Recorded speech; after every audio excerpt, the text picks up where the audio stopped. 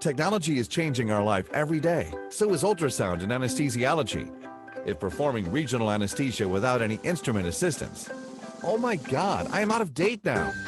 We need change. Ultrasound guiding is a trend in regional anesthesia, makes the procedure safe and efficient.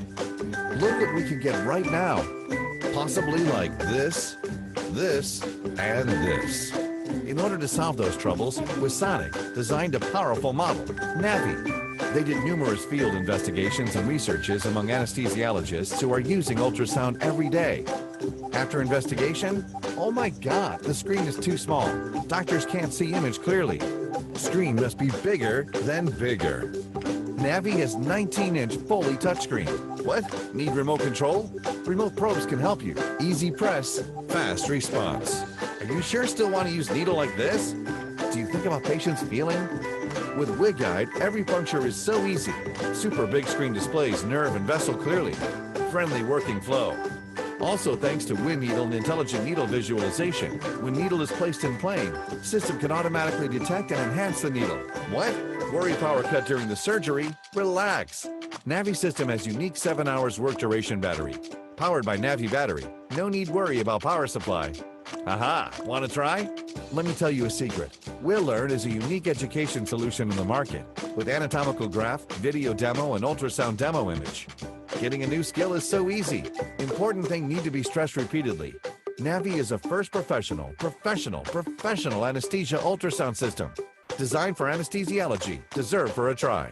With Sonic Medical. Welcome to visit www.withsonic.cn.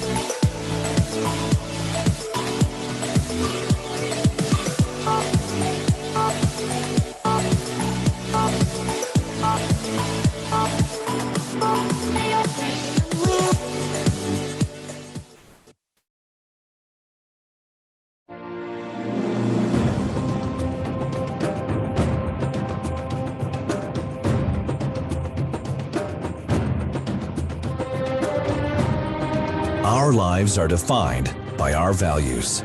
But what is the most valuable thing we have?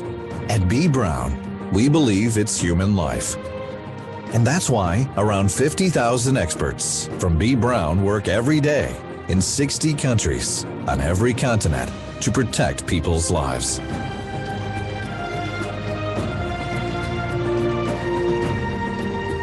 Good health is life's most effective safeguard. To improve or maintain health is our goal for 175 years. With every product that leaves our company, we deliver the promise to share our knowledge in the field of healthcare in a constant dialogue with our customers and partners. This mutual effort results in uncompromising quality in order to preserve and improve the health of patients. B. Brown, sharing expertise.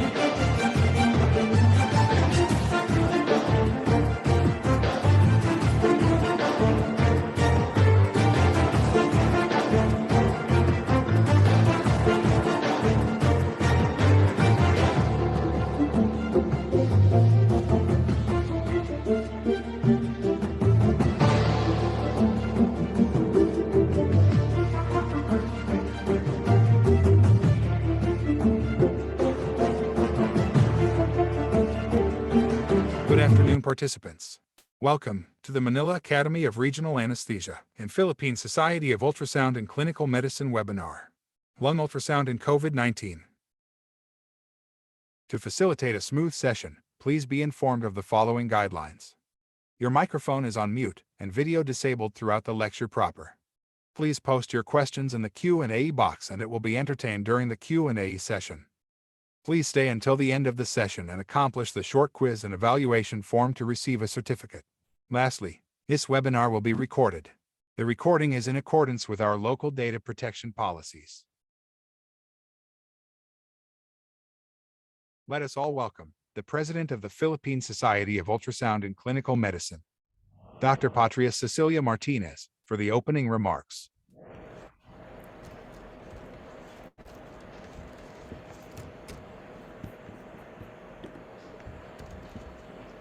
Our distinguished speaker, Dr. Giovanni Volpicelli, the officers and members of the Manila Academy of Regional Anesthesia or MARA, and the Philippine Society of Ultrasound in Clinical Medicine Incorporated or PSUCMI, colleagues, friends, ladies and gentlemen, good day. First of all, I would like to thank MARA for involving PSUCMI in this activity.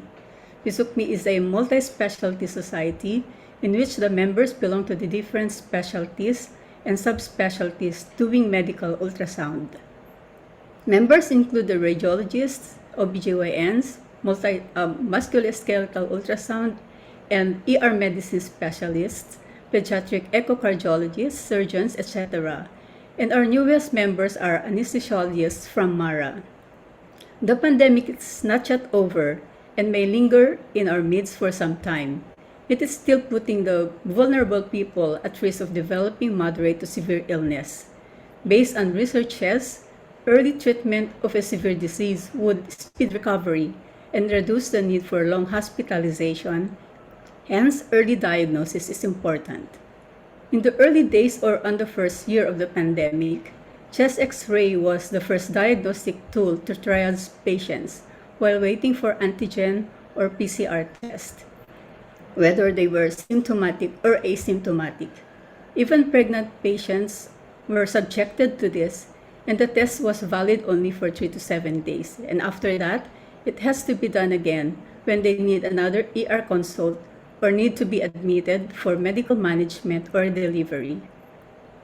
Lung ultrasound has emerged or re-emerged as a useful, safe, and affordable diagnostic tool for lung diseases. It greatly helps in the diagnosis, risk stratification, and follow-up of patients with COVID-19. This afternoon, I'm sure we will all learn from the lecture of our renowned speaker.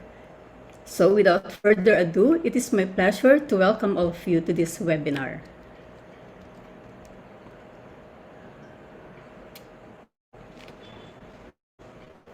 Thank you, Dr. Martinez. We are pleased to introduce the Chief of the Division of Regional Anesthesia at the University of the Philippines, Philippine General Hospital, and the Chair of the Academic Committee of the Manila Academy of Regional Anesthesia. Let us all welcome our moderator, Dr. Penny Francicano.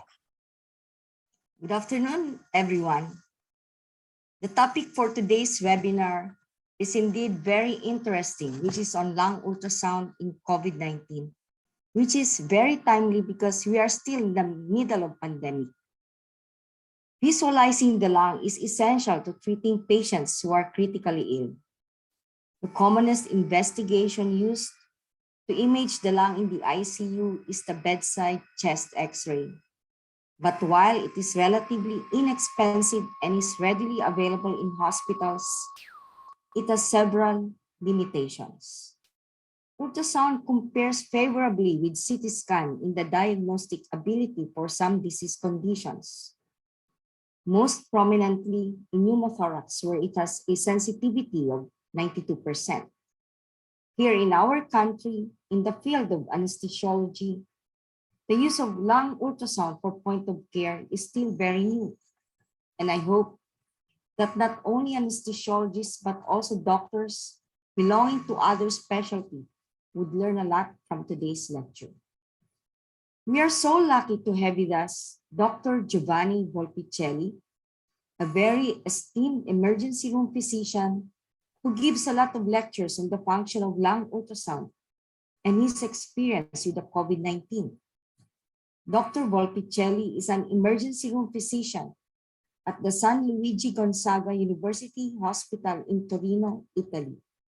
He is also an associate professor of internal medicine in the same institution. Dr. Volpicelli is a fellow of the American College of Chest Physicians, a member of the American College of Emergency Physicians, and a member of the board of directors of WIN-FOCUS. He actively coordinates the international program of education on lung ultrasound for WIN-FOCUS. Dr. Volpicelli is a reviewer of many international journals, including the New England Journal of Medicine and the Annals of Internal Medicine, to name a few. He is also a scientific reviewer of the McMaster online ratings of evidence, more popularly named as MOR. He's also the editor-in-chief of the Ultrasound Journal. He has authored and co-authored chapters of international books in emergency medicine and emergency ultrasound. And he has 136 indexed publications in peer-reviewed international journals with more than 8,900 citations. Colleagues, may I now call on Dr. Giovanni Volpicelli.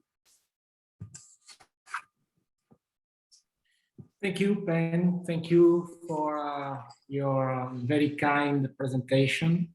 And especially thank you for the invitation to this special event organized by a special group of people.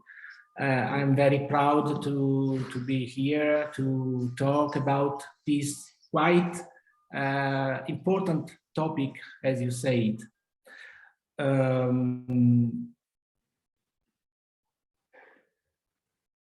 You see my screen?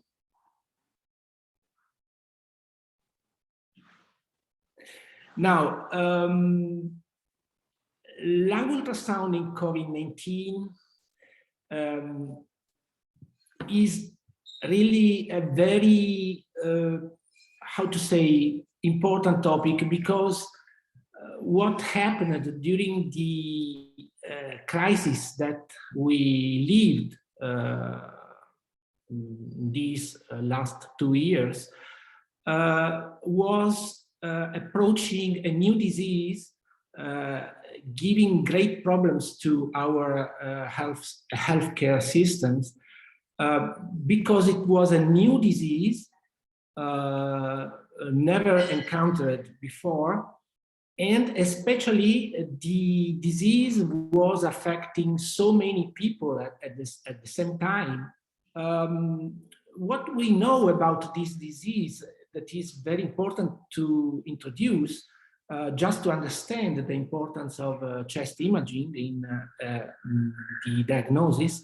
What we know about this disease, as I was saying, is that it is a viral disease. Most of the time, the disease does not give an important clinical condition. Only in a small percentage of cases, the viral infection gives the main complication, that is pneumonia, as we know very well. And only in a small part of the pneumonia, there is a very severe pneumonia, so needing admission to the hospital, and especially admission to the intensive care units. But the problem is that even if the percentage of complication is not so large, the high number of patients infected gives a high number of patients with severe pneumonia needing admission to the hospital. So what we observed in these years was a crowd of people coming to the emergency department, needing to be diagnosed, and in a high number needing to be admitted in the hospital at the same time. And this was the main reason why we lived the crisis of our hospitals, because there was no space enough to care all these people. The other point that is very important to remind to you is that the behavior of the pandemic was not the same in the months, but it changed. So the prevalence of the disease changed from this is the situation during the spring of 2020, when there was the first pandemic crisis, at least in Italy.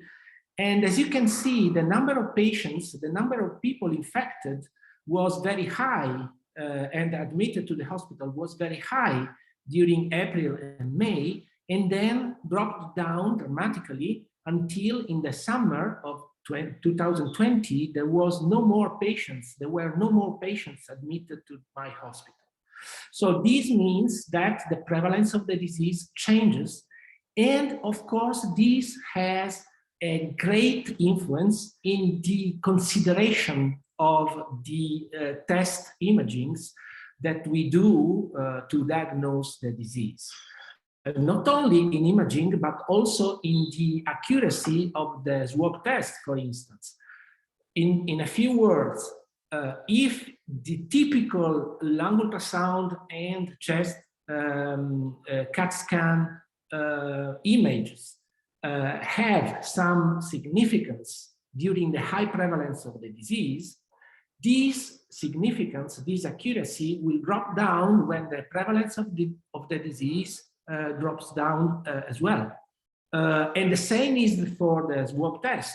The swab test, so the PCR, is very highly accurate when the prevalence of the disease is very high, but the accuracy of the test will drop down when the prevalence of the disease will change.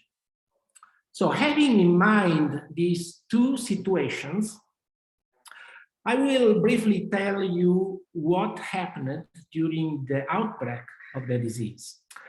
It is very important to understand that nowadays, of course, the disease changed.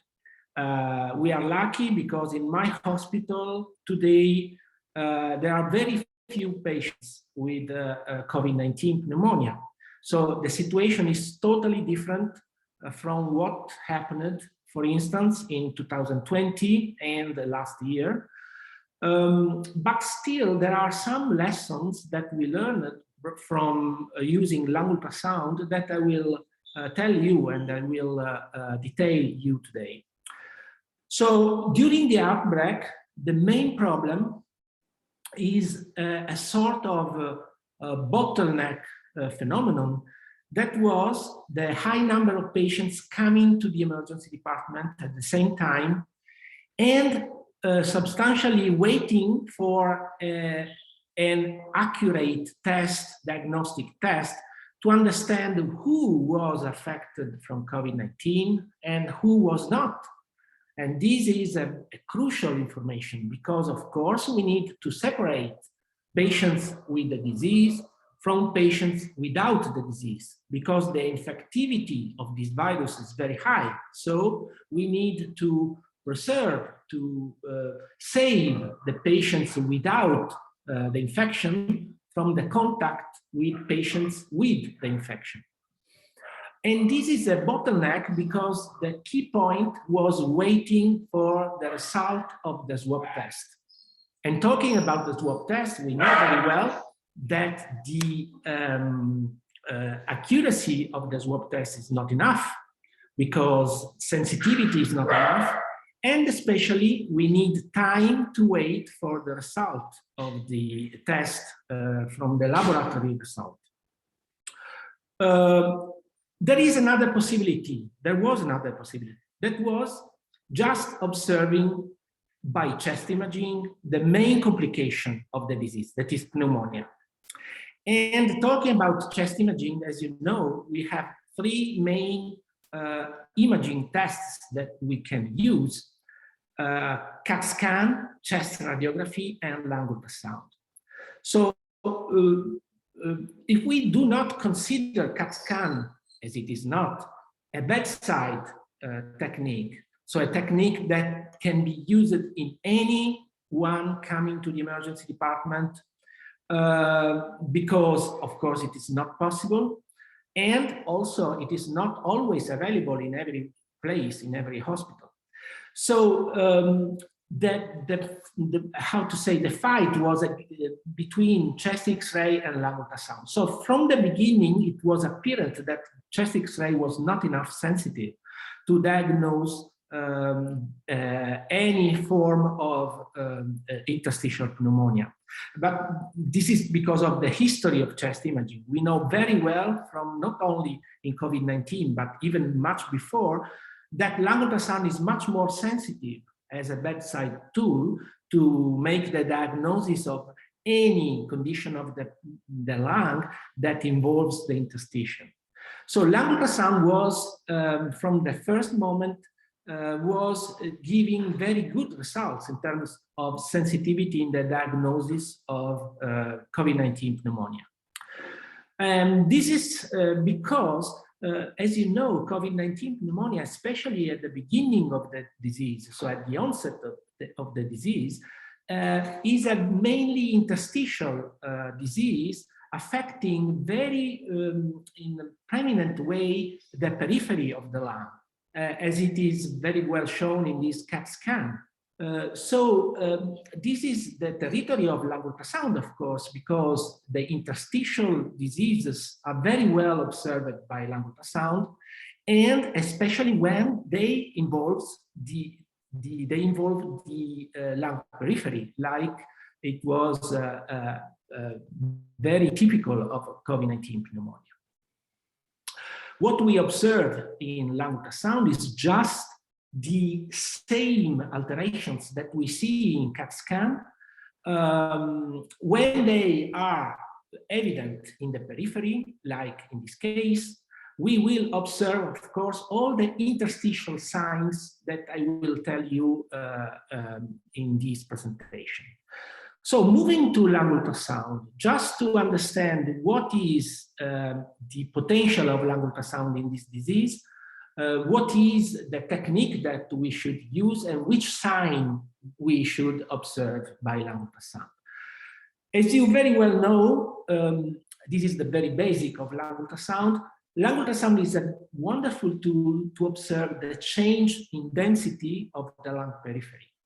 So lung ultrasound is very good when there is a loss of aeration of the lung due to the disease.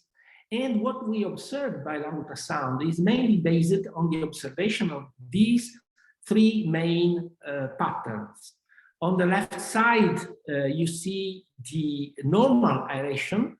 So the situation where we observe an artifact image below the pleural line with reverberation of the pleural line below the most evident line. And this is normal aeration situation or even increased aeration. Lung ultrasound cannot distinguish. But anyway, we can rule out any interstitial condition of loss of aeration of the lung. In the middle, we have the interstitial pattern with the B lines, as you know very well.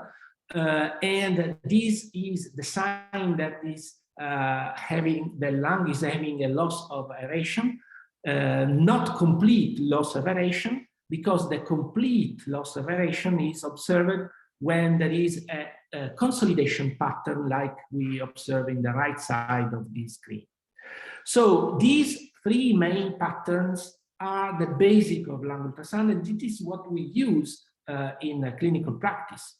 Of course, the information that lung ultrasound gives to us is not enough specific, because it is very specific in informing you that there is an interstitial or a consolidation pattern. That means that the lung is losing aeration because of the disease.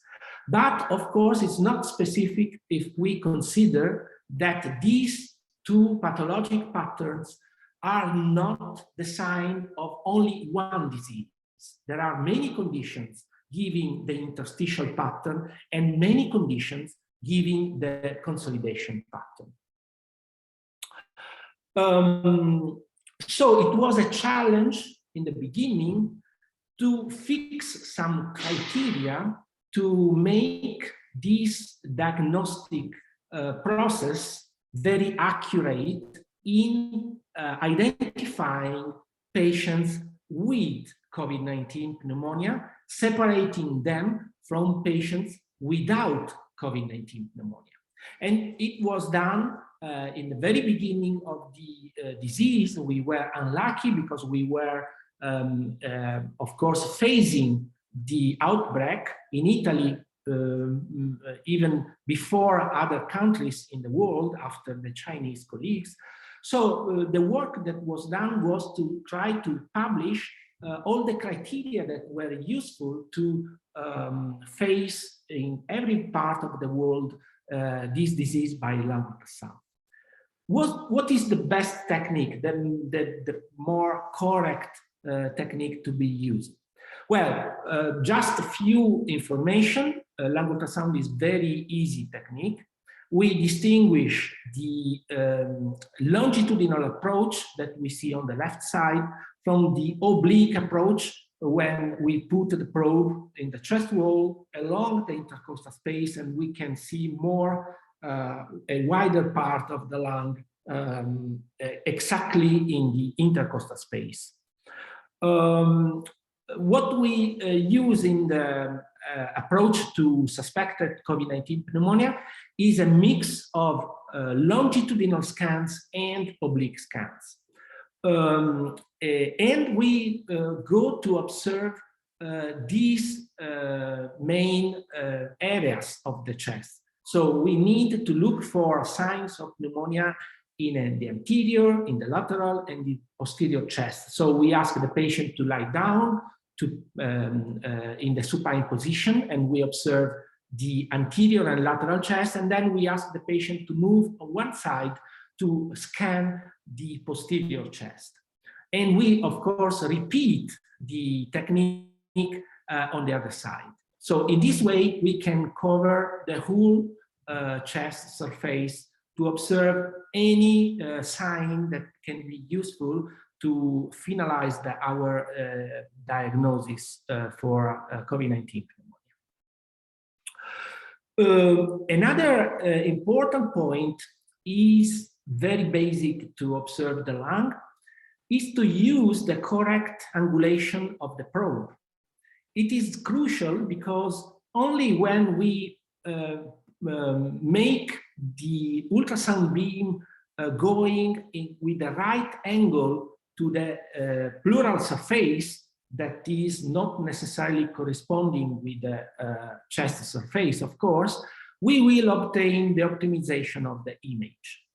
And the other point is setting the correct focus and the correct focus position and the correct depth of the image. I will show you how the image changes if we change the angulation of the probe. This is the tilting maneuver, and we can observe in this video that changing the angle, the pleural line, the pleural surface disappears, as you can see. So it is crucial to make this adjustment all the time to observe the correct image of the lung at ultrasound. The other point is to put the focus at the right height in the image. This is a video done by moving the focus, as you can observe, the small triangle, moving the focus too deep. As you can see, the B lines become more blurred, less visible. And so the position of the focus at the height of the pleural line is a crucial part to make the correct technique for lung ultrasound. So going back to the areas to observe, we make a video in longitudinal to the anterior chest, as we can see number 1. Then we do the same in the lateral chest, number 2. So still in longitudinal. in a way that we can observe all the intercostal spaces in that area. Then we go in the lateral chest and we observe the, still in the lateral chest, the third video, the basis of the lung, just to observe the presence or not of pleural effusion. Now we ask the patient to move on one side and we do the fourth video still in longitudinal between the scapula and the spine, as we can see in number 4. And after that, the last part is to scan the base of the lung in the posterior that needs a oblique scan in this way below the left inferior part, the inferior margin of the scapula. And we observe in that place those 3-4 spaces corresponding to the posterior part of the base of the lung. So now we know how to manage the probe to make the observation, the lung ultrasound technique. Now, which signs we should observe looking for COVID-19 pneumonia? Here, the topic is very simple because, as I told you, COVID-19 pneumonia is mainly an interstitial pneumonia. That means that the main actors of these, the lung ultrasound technique are the B lines. The B lines are those signs, vertical signs, echoic, going from the pleural line to the edge, to the end of the screen, as you can see in this video. Now, B lines, as I told you, are not specific of COVID-19 pneumonia. We can observe B lines in many other diseases. For instance, in cardiogenic pulmonary edema, we observe B lines. What was apparent from the beginning in COVID-19 was that B lines were present in this disease in various forms. We can observe B lines in separated images, like in this case, so they are separated one from the other, or we can observe B lines coalescence, so tending to merge one with the other. That is a sign of a more severe loss of aeration.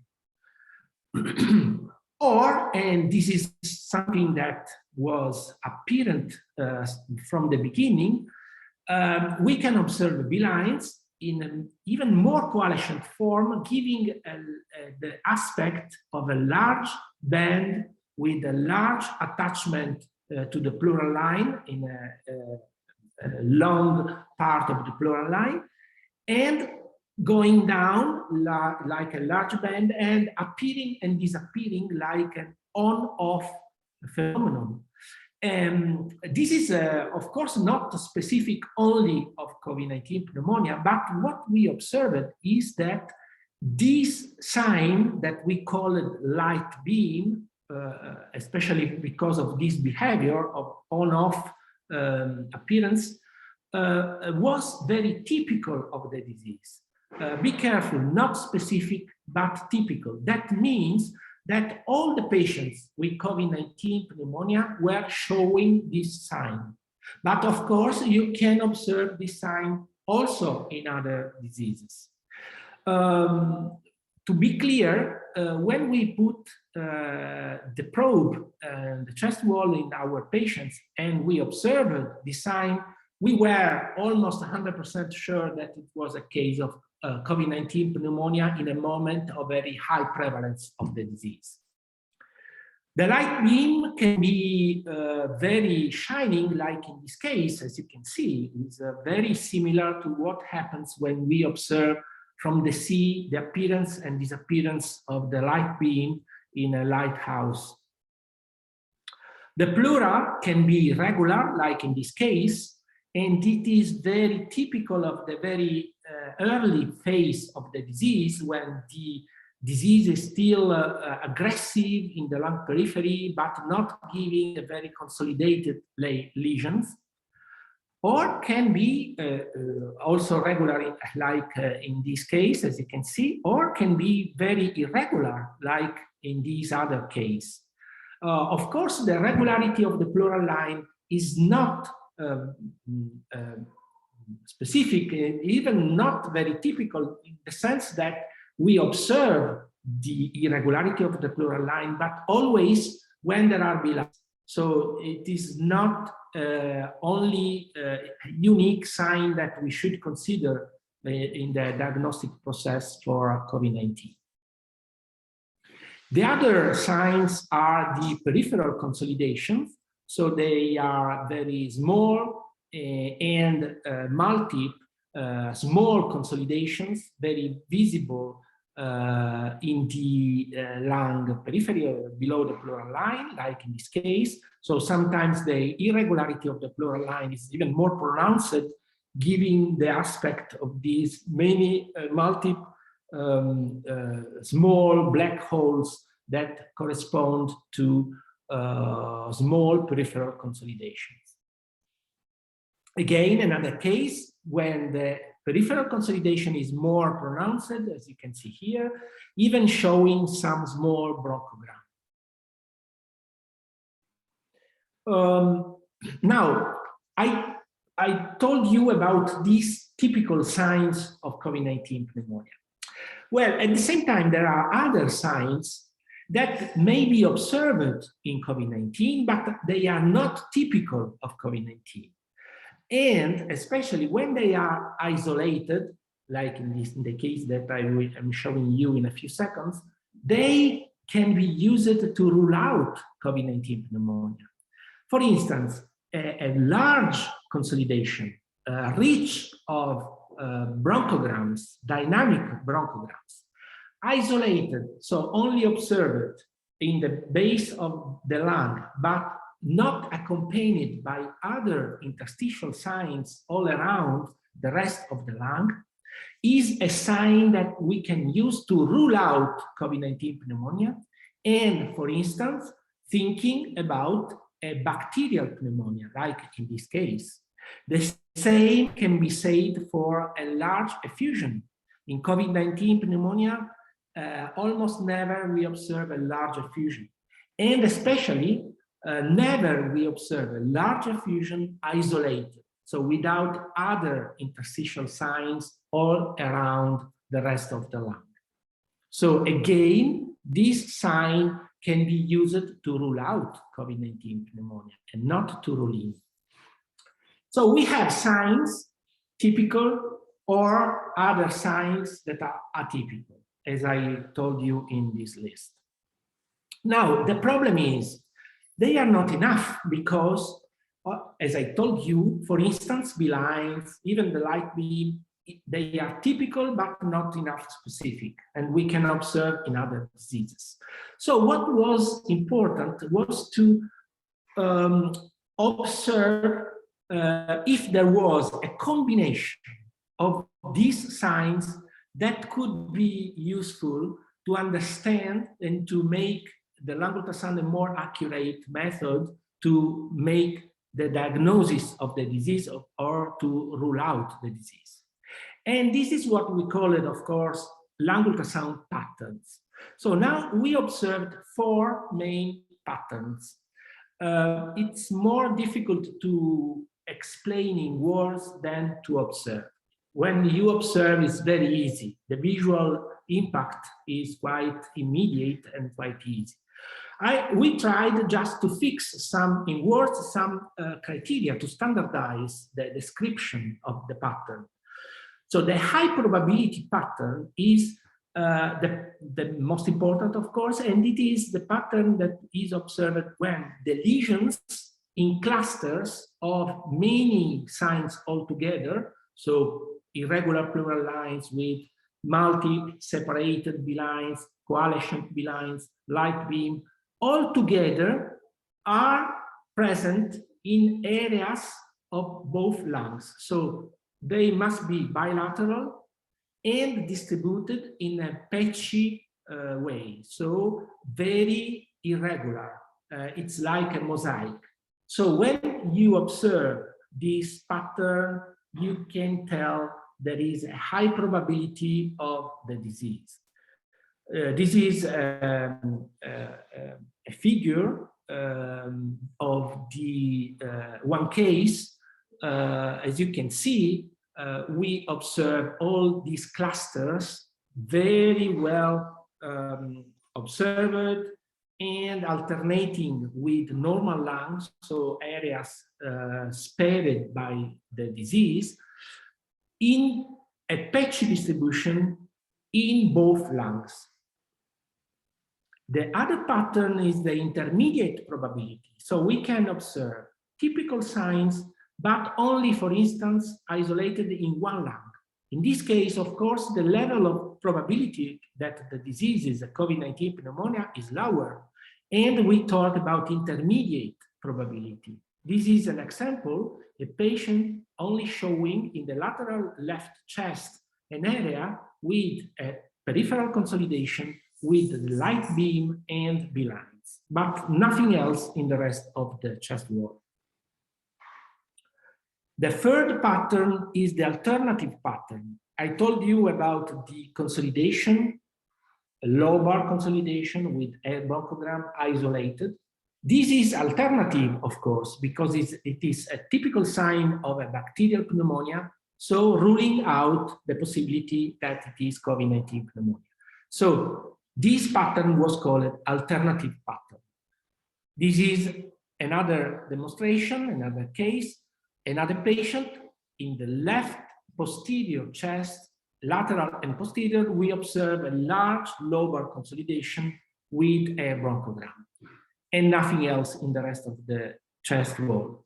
So this is called alternative pattern. And finally, the low probability pattern, that means that we don't observe any important significant lesion anywhere in the chest wall.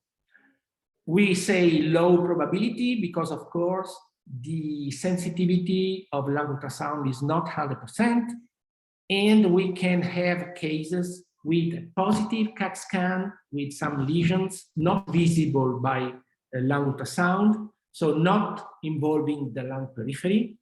This happened sometimes, but of course, what we can see, what we can say is that when the pattern, lung ultrasound pattern is a low probability, we can rule out for sure a very important pneumonia, very severe pneumonia. This is the low probability pattern with A lines, without B lines, without consolidations all over the chest wall. So this is a scheme published in this publication that says to you how to use the observation of B lines, so distribution, the form of B lines, and so on, to finalize the diagnosis of the four main patterns, from the high probability, intermediate probability, alternative pattern, and low probability pattern. Now, it is very important for you to understand that when we published this classification in probability patterns, we were not aware, and we did not collaborate with the radiologists who did the same, publishing in this paper the guideline to classify CAT scan for COVID-19. That is the classification that we use, separating the typical appearance from the indeterminate appearance, the atypical appearance, and the negativity for pneumonia in COVID-19. So we were talking the same language, and this is very important because, of course, as you can see, our high probability pattern corresponds to the typical appearance in CAT scan. The intermediate probability pattern corresponds to the indeterminate appearance in CAT scan, the alternative to the atypical appearance, and the low probability to the negativity for pneumonia at CAT scan. Of course, CAT scan is the gold standard, so when CAT scan is negative, it is no more a problem of probability, but it is negative 100%. So this is very important for us because it is the way to communicate with the radiologist and to compare lung ultrasound with CAT scan. And this was done without any communication. So we worked in the same direction, and we can join our language with the radiologist. Now we have patterns of probability. Still not enough, because the probability at lung ultrasound to work properly, to work with high accuracy, needs to be combined with the clinical presentation of the patient. For instance, it is not the same when we have a high probability pattern in a patient with respiratory failure or without respiratory failure. The meaning of this combination is totally different, giving different level of accuracy to lung ultrasound. And talking about phenotypes, it was very easy to distinguish the patients coming to the hospital, patients with signs of respiratory failure, that we call it severe phenotype, from patients at presentation without respiratory failure, that we call it mild phenotype, and other patients, more complicated patients, having had other disease, chronic diseases that may be confounding from the point of view of lung ultrasound, and having also the symptoms suspected for COVID-19. This phenotype was called mixed phenotype. And this is the description that we published in CHEST about these three different clinical phenotypes. So now we have all the elements, all the information to make the correct triaging of these patients suspected of COVID-19 coming to the hospital. What is, of course, the triaging process? Again, I remind you that the point is to have the possibility of a test enough accurate to separate patients, to allocate patients with COVID-19 in the right place in the hospital, in a hospital that is not enough for the space and for the possibility we have, from patients without COVID-19 that need to be discharged at home, for instance, or need to be in the hospital separated from infected patients. And this was tested and done in this multi-center study published in Intensive Care Medicine. It was a great study. I can say that it is the only study having involved so many centers in the world, in the US, in Europe, involving so many operators, 75 operators with different skill, different expertise in lung ultrasound. That was another crucial point. And especially the number of patients involved studied, it was very high. It was 1,462 patients studied. So it's the main study on the use of lung ultrasound in COVID-19 that was published to date. What we did, just testing this process of combination of the clinical observation in phenotypes and the lung ultrasound for main patterns. And this is the main flow chart showing how it worked when we compared the result of lung ultrasound, this combined approach with the swab test result. The combination of respiratory failure with lung ultrasound in low, alternative, intermediate, and high probability patterns was the one that is shown here. As you can see, we obtained very high sensitivity in ruling out COVID-19 in patients with a low probability pattern and respiratory failure. That means that it's not possible that the patient with the low probability pattern, the respiratory failure is due to COVID-19 pneumonia. So we need to look for other diseases, and we can move out this patient from the COVID-19 area. Another combination is the mild phenotype with different patterns. As you can see here, For instance, the mild phenotype with a low probability pattern or alternative pattern can be moved away from the COVID-19 area because at least it can be ruled out the severe form of pneumonia. And even in the mixed phenotype, lung ultrasound worked very well because they are very complicated patients most of the time, worked very well in, for instance, ruling out the disease when the pattern was low probability or alternative. Now, the final message of this approach is quite simple. Using this combination, we can separate patients in green, yellow, and red kind of patients.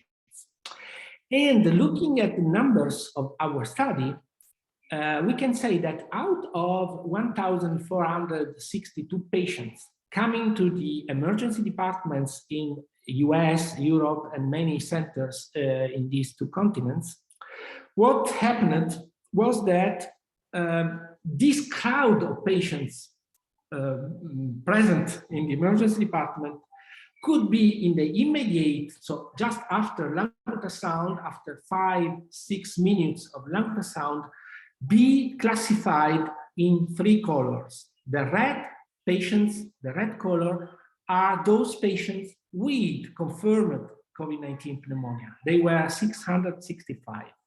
These patients can be allocated in COVID-19 areas. The green patients are those patients without COVID-19 pneumonia that can be moved away from the COVID-19 area. They were a number of 100.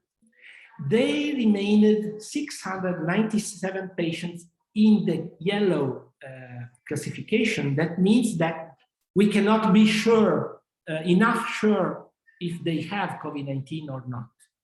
Of those 697 patients, 322, the problem was not important because they were mild forms that could be discharged at home, so waiting at home for the result of the swab test or anyway not important to remain in the hospital.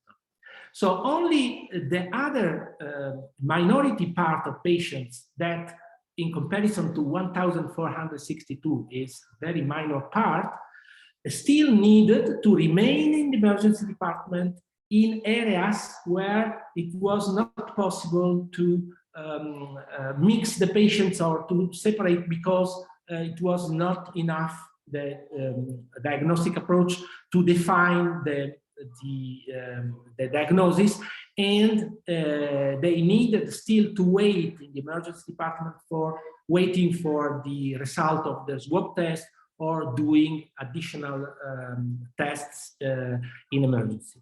So it was a great result that was a response to the crisis that COVID-19 pneumonia gave to our hospitals in those moments.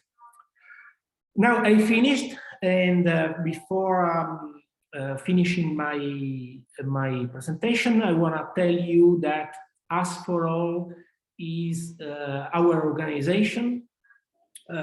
We are very committed in teaching not only the technique of point of care ultrasound, that is of course very important, but our main task is to to make aware our colleagues and to teach our colleagues how to use the information that point of care ultrasound, not only lung ultrasound of course, the information that this technique gives to us, how to use this information in combination with all the other information we have to make a practical approach to the diseases in emergency, not only in emergency, but in intensive care and also in, of course, in the day hospital setting, for instance, of many diseases. If you need more information, this is our email that you can use to contact me and to know what is our program of teaching and practicing. Thank you for your for your attention. And again, thank you for the invitation. Thank you, Dr. Volpicelli, Giovanni, for that very informative lecture. You know, we are anesthesiologists, and in my country, anesthesiologists are just starting to learn the use of ultrasound for point of care, for lung and cardiac and other uses of the ultrasound.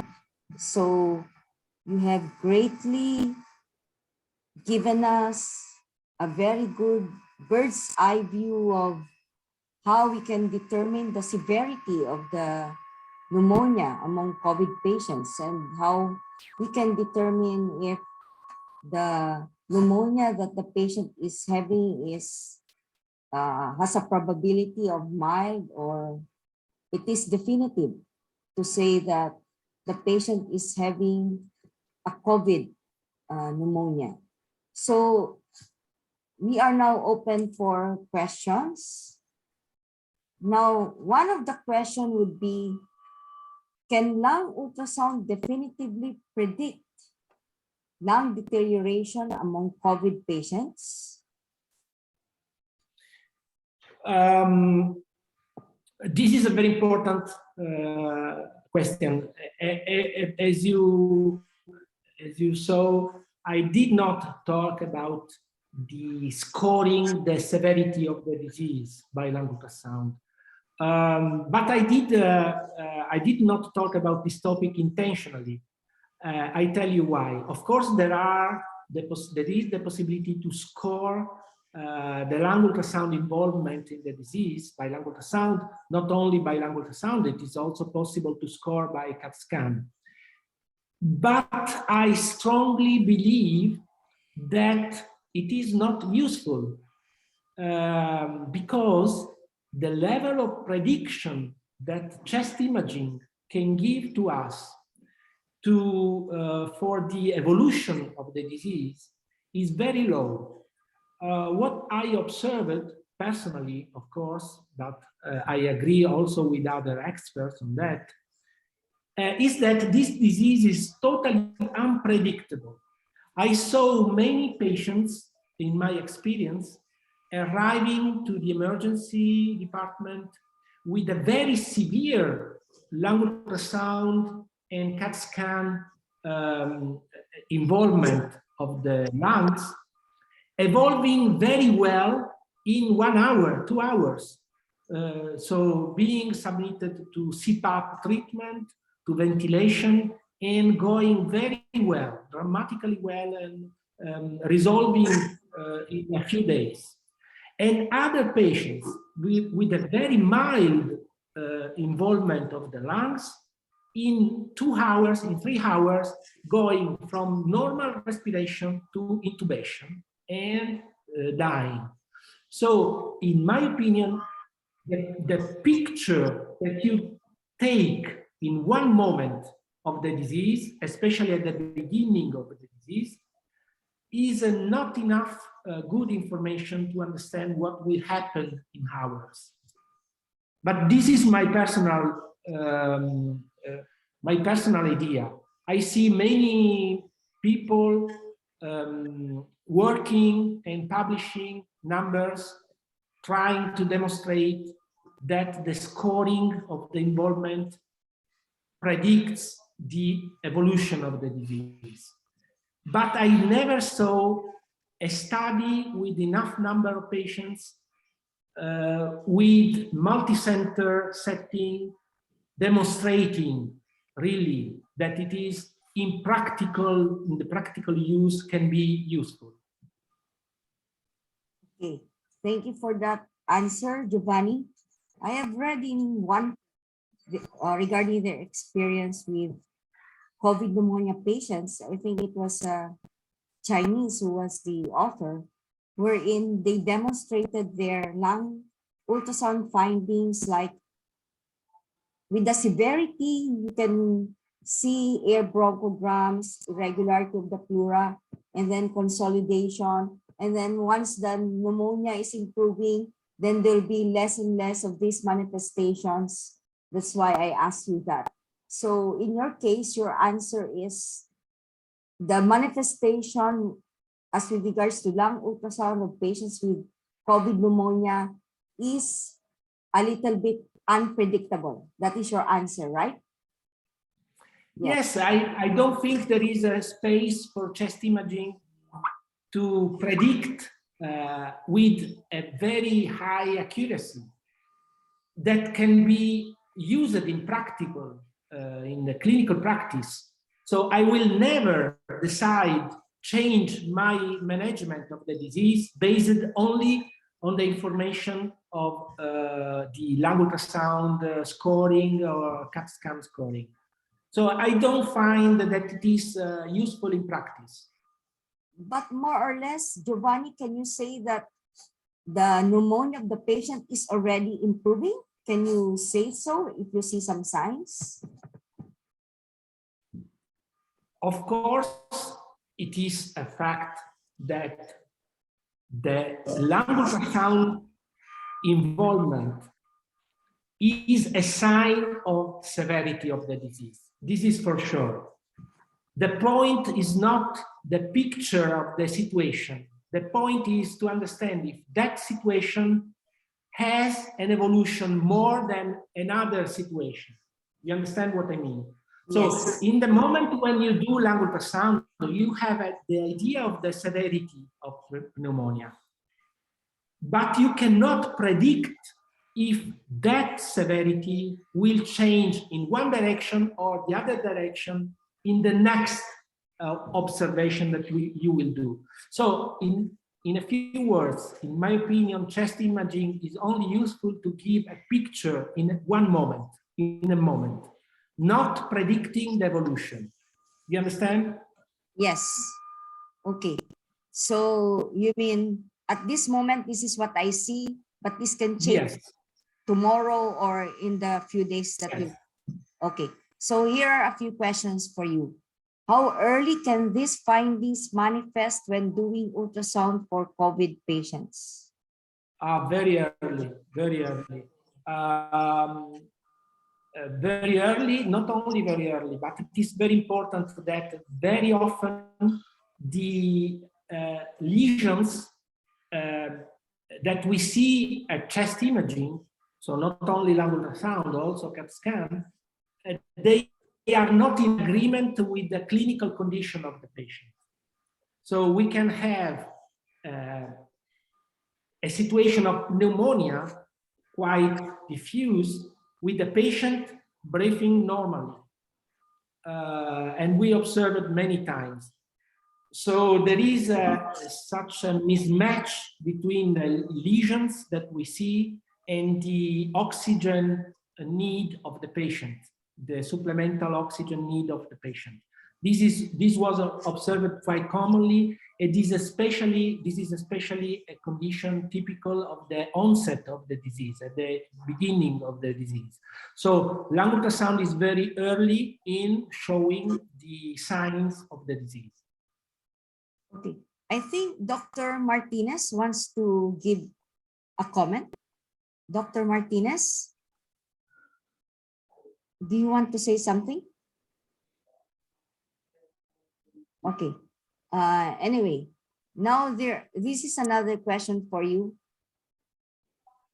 Are these different phenotypes in COVID true for pediatric age group also?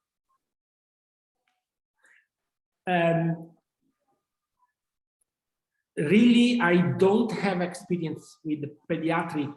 For us, it's not like in US. For us, pediatric means below 12 years old. So really, I don't work with the pediatric patients, and I cannot say that.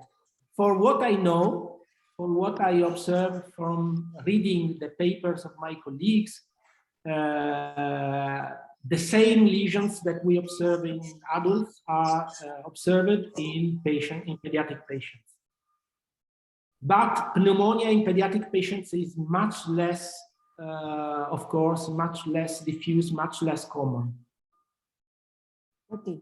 The one asking is Dr. Kristan Cabanilla. He is a pediatric pulmonologist. He asked another question. Is the use of linear probe instead of microconvex a better choice? Again, this is with children in the study of lung parenchyma in Yes. pediatric patients. A very quick response of that. First, to perform lung ultrasound, any probe is okay, any probe. So if you have the microconvex and you don't have the other probes, you use what you have. It's enough. Of course, if I have a machine with different probes and I can make a choice, my first choice in children, small children, is using the linear probe, because of course I don't need panoramic probes to observe what is restricted, what is tiny. But anyway, any probe you have, regulating, of course, the image and the way that I told you is okay to observe lesions from COVID-19 pneumonia. Okay, so here's another question. Is there a role for lung ultrasound as a monitoring strategy? Of course, yes, in the way that I told you. So lung ultrasound is okay to score the evolution of the disease, taking pictures of the situation in different moments, but will not be useful to predict how the disease will go. They are two different concepts. One is scoring the severity, it's okay, perfect. Lung ultrasound is perfect. The other is predicting the evolution. I don't think it is useful. Okay, so you mean it cannot predict? You can only say that as of the moment, this is the findings that we see in the sound. So we manage it the way it is, the way that what we see right now. But these lung findings of this COVID pneumonia patient can either worsen tomorrow or it can improve. It's either way. Yes. Yeah. Exactly. I mean, that is how unpredictable COVID pneumonia is. Yes. Yes. It is, for instance, very good. It is, for instance, very good using ultrasound to observe if a treatment that I am doing, so a ventilation strategy that I am applying, is working or not. That's okay. That's perfect. But I cannot use lung ultrasound scoring of severity to say, okay, this score predicts a good evolution or a bad evolution. Okay. So regarding pediatric patients, we know that it was only in a later part of the pandemic wherein pediatric patients were given vaccines for COVID. So would you say that when a pediatric patient who develop COVID pneumonia, they have milder symptoms as compared to adults? Again, this is not typical of COVID-19 pneumonia in pediatric patients and also in adult patients. So what is the difference between COVID-19 pneumonia and other diseases of the lung, like, for instance, other kind of pneumonia, or, for instance, the common RDS that we observe in adults? The difference is that the severity of the lung involvement is totally separated, not totally, but is separated from the severity of the clinical condition of the patient. This is something that we observed, I can say for the first time, from my experience, when we started COVID-19 pneumonia. So it was never observed in the past. So this mismatch between the severity of the lung involvement and the respiratory condition of the patient was very strange for us from the beginning. There are the explanations on that. There are many theories on that. The microvascular origin of the lesions can explain this mismatch. But anyway, this is typical of COVID-19. And it is a very important information for us to understand. So it is not said that if the patient has good respiratory parameters, is okay. It's not said in COVID-19. Okay, I can see your point. You mean if the patient, for example, has good ABGs and then the physical findings are good, it doesn't mean that the lung findings would be what it seemed like. The patient has a good physical examination findings, but the lungs are not that good. And then probably the day after, the lungs would all the more deteriorate. So Yes, it is a very exactly. unpredictable viral infection. Yes, It is exactly what I wanted to say. yes. So your paper says it all. You have examined more than 1,000 COVID-19 patients. My golly, Giovanni, I cannot imagine that. You have been examining patients with your PPEs during that time of the COVID pandemic. No, the paper. When we were all so afraid to handle our patients in the operating room for patients who are COVID positive, we were all covered up. So I presume whenever you examine these patients, you also wear all the PPEs and the necessary precautions. Now, I have one question for you, Giovanni. This will be the last because there aren't any other questions. My last question is, now there is subjectivity in the use of the ultrasound. So we need I've been studying the use of focus, the use of ultrasound in point of care, in perioperative point of care for us anesthesiologists. I've been studying for maybe around 3 years or 4 years, but still we need to make some discernment, some, let's say, experience in using the ultrasound in different types of patients. Now, in reference to this, would you say that the user needs to undergo some examination for him to be acknowledged as a competent user of the ultrasound? This is a very, how to say, difficult topic because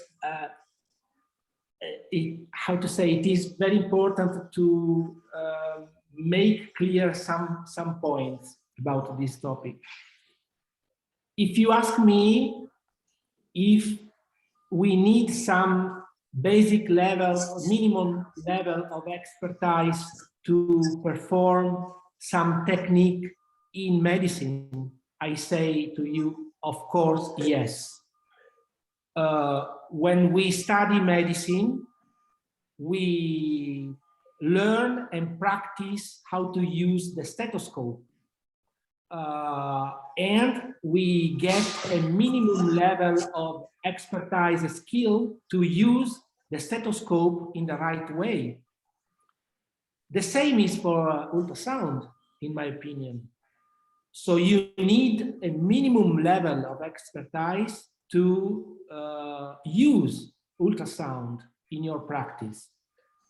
But if you ask me, if you need some sort of difficult pathway to obtain some difficult certification and so on, my answer is no, because like we don't need any specific certification to use the stethoscope, in my opinion, it's wrong to pretend that we should have some certification for using ultrasound. So ultrasound should be the, how to say, the minimum tool in the hands of anyone doing medicine. without the need of a specific certification. We should learn using ultrasound in the schools, in the graduation, during the graduation, like we learn how to use the stethoscope. Yes, very true, Giovanni. Everybody, medical students, in other specialties like anesthesiology, pulmonology, intensive care physicians, and other physicians who would handle patients, we should learn the basic function of the use of the ultrasound to see at least, to determine at least if there's an abnormality in the lungs or in the heart. So just like the use of the stethoscope, we should be able to get to know and use the ultrasound in determining or at least in detecting some abnormality in this cardiac or lung conditions. So very true indeed. And there's no need Of course, for basic course it knowledge to is. get a certification, as you have mentioned. So, of course it is, and even more, I tell you that going from ultrasound in general to specifically to the lung, I can say to you that the lung ultrasound is the easiest technique in ultrasound. So it's very basic and very easy to learn and to use. okay. So there's a last question from Dr. Cabanilla. Will there be a sequel to the 2012 CPG on lung ultrasound? Sorry, I don't know what is CPG. Dr. Cabanilla, can you elaborate what is a CPG? This is last What is question. CPG? I don't know. So Maybe consensus conference. Maybe. maybe a consensus, because it's a 2012 CPG on lung ultrasound. So I guess it is consensus conference because it was published in 2012. So yes, maybe. We are.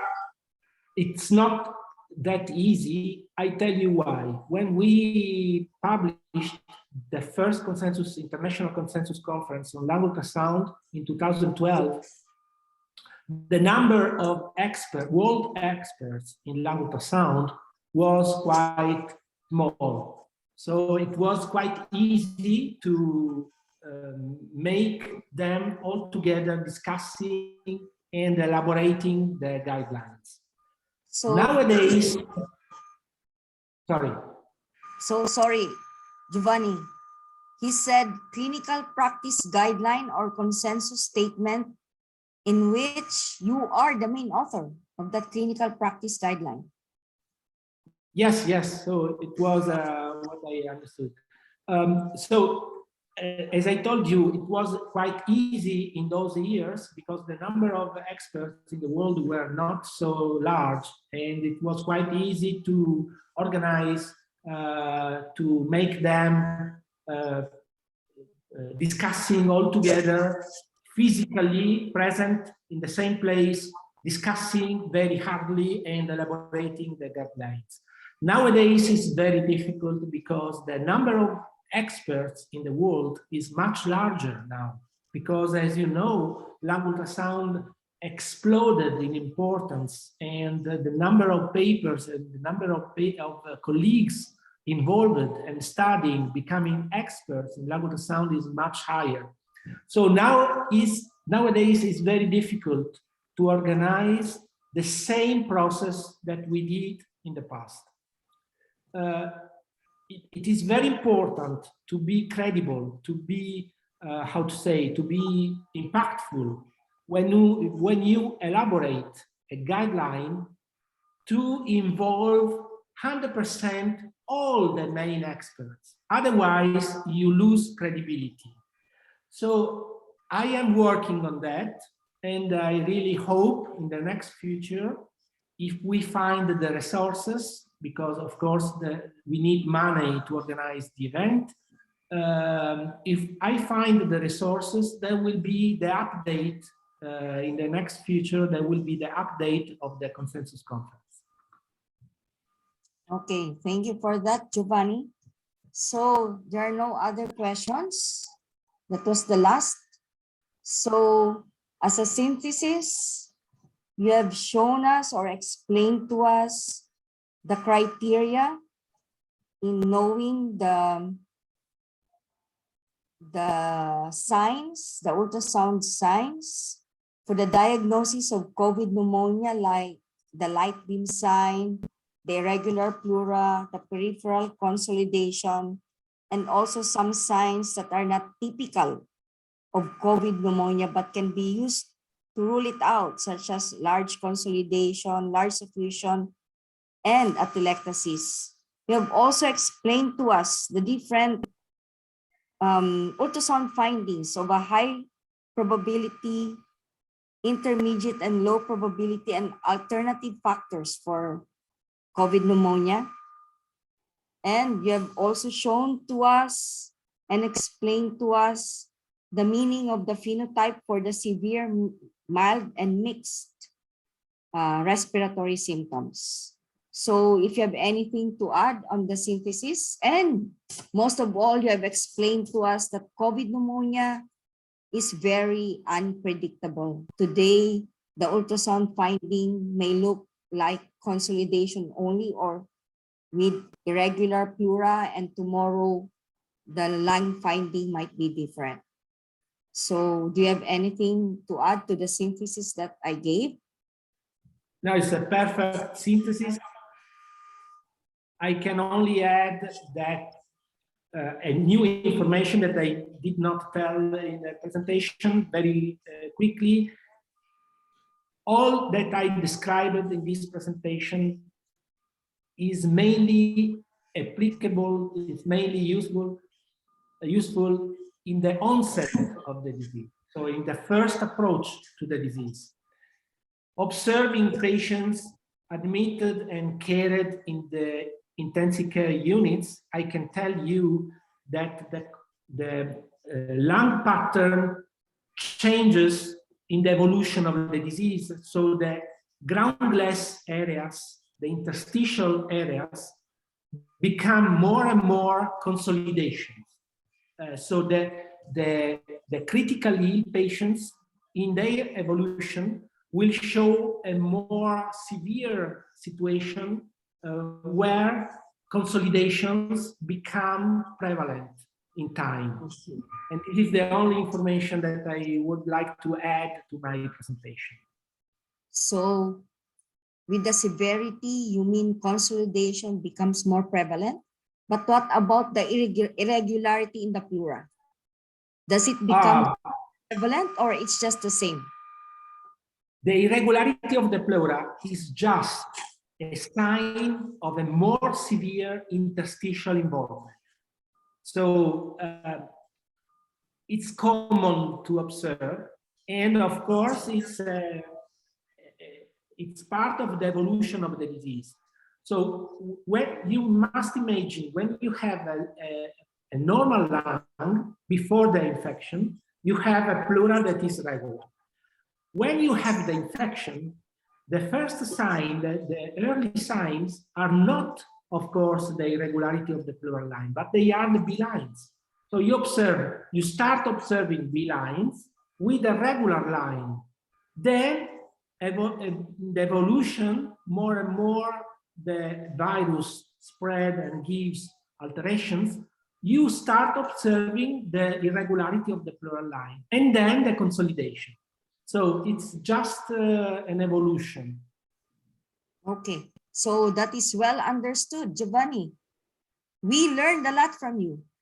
So next time Thank you. see a patient with COVID pneumonia, I'll try to scan and then I'll report to you if I see something, and then I'll ask you what I don't know, but I got it very well. That first sign of COVID pneumonia will be, it's very common to see an irregularity in the pleura, and there will be more B lines. And then as you go, yes, these B lines become more consolidated. Ground glass appears. B lines are the main actors. So Yes. the observation of the pleural line and the small consolidations, they are not very important because you can have not in the beginning. But the B lines are the first and main actors of this disease. That's undoubtful. What about air? That's for sure. Giovanni, the air bronchogram from beginning up to the end as the patient becomes more severe in terms of Of course, the air bronchograms are signs that we observe when there is a consolidation. So when the lung becomes consolidated, you observe the air bronchograms. Otherwise, of course, if you don't have the consolidation, you cannot observe air bronchograms. That means that there is air in the bronchogram, in the bronchi, but you cannot observe because outside the bronchi, in the alveolar spaces, there is air. So you observe B lines and you cannot observe the bronchogram. So only when the lung becomes consolidated, the beam can give to you the image of the air inside the bronchial tree. That happens when the lung is more severely impaired because total loss of aeration gives the consolidation. Okay, so large pleural effusion will not be observed, right? What we observe is almost never at the beginning in the COVID-19 pneumonia, there is effusion. We can observe small effusion, but never large effusion. So when you observe in your patients a large effusion, it's not COVID-19. So respiratory failure is not due to COVID-19, and you can rule out COVID-19. Okay, so got all of those. Thank you very much, Giovanni. Thank you. Very informative. Thank you. It was a pleasure. Yeah, we learned a lot from you. Now, it's time for us to close this conference. So on behalf of the Manila Academy of Regional Anesthesia and the Philippine Society of Ultrasound in Clinical Medicine, we would like to thank you, Giovanni, for being our guest for today. It's a rare opportunity for us to have you. You are very busy. Thank you. Bye-bye. Everywhere. So we are lucky to have Dr. Volpicelli with us today. And for the attendees for today's webinar, thank you very much for listening to the lecture of Dr. Giovanni. We hope to see you again in our next. Thank you. Okay, thank you, Giovanni. Now, before you go, there is a few reminders from Bibron. Thank you for attending this webinar. Please scan the QR code or click the link in the chat box to access the evaluation and quiz.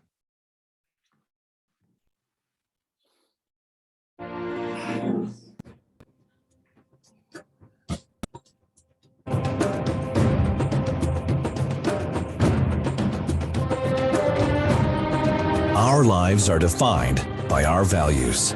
But what is the most valuable thing we have? At B. Brown, we believe it's human life. And that's why around 50,000 experts from B. Brown work every day in 60 countries on every continent to protect people's lives.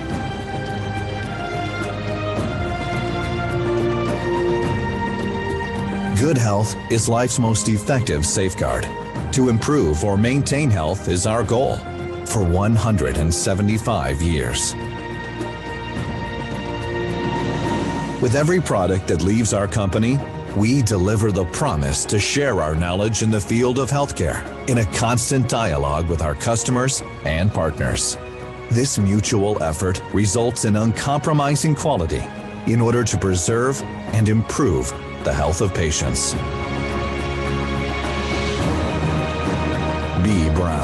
sharing expertise.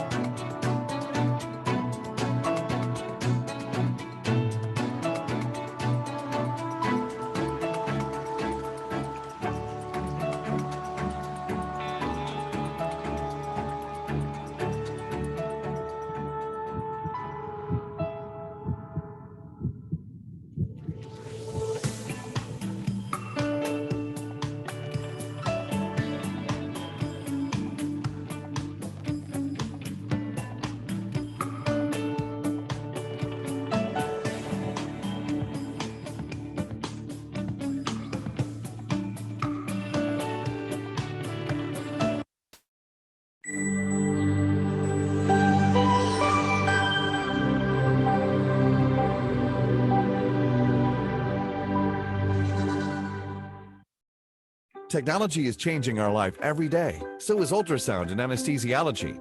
If performing regional anesthesia without any instrument assistance. Oh my God, I am out of date now.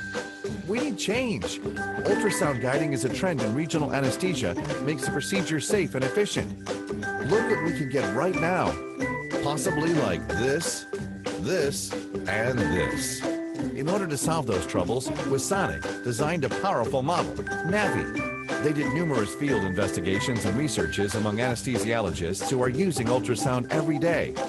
After investigation, oh my God, the screen is too small. Doctors can't see image clearly. Screen must be bigger than bigger. Navi has 19-inch fully touchscreen. What? Need remote control? Remote probes can help you. Easy press, fast response. Are you sure still want to use needle like this? Do you think about patients feeling? With WigGuide, every puncture is so easy. Super big screen displays nerve and vessel clearly. Friendly working flow. Also thanks to WinNeedle and intelligent needle visualization. When needle is placed in plane, system can automatically detect and enhance the needle. What? Worry power cut during the surgery? Relax. Navi system has unique 7 hours work duration battery. Powered by Navi battery. No need worry about power supply. Aha, want to try? Let me tell you a secret. Will Learn is a unique education solution in the market with anatomical graph, video demo, and ultrasound demo image. Getting a new skill is so easy. Important thing need to be stressed repeatedly. Navi is a first professional anesthesia ultrasound system designed for anesthesiology, deserved for a try. With Sonic Medical. Welcome to visit www.withsonic.cn.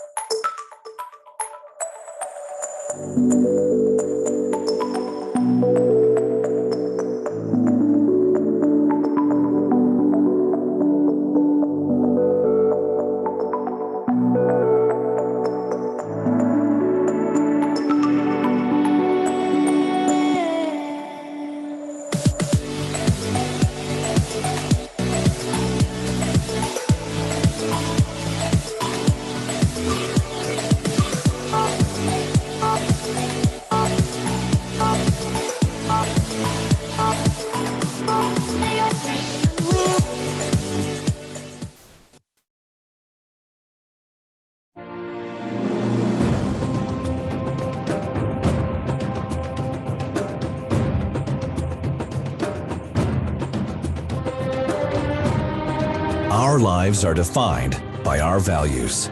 But what is the most valuable thing we have? At B. Brown, we believe it's human life. And that's why around 50,000 experts from B. Brown work every day in 60 countries on every continent to protect people's lives.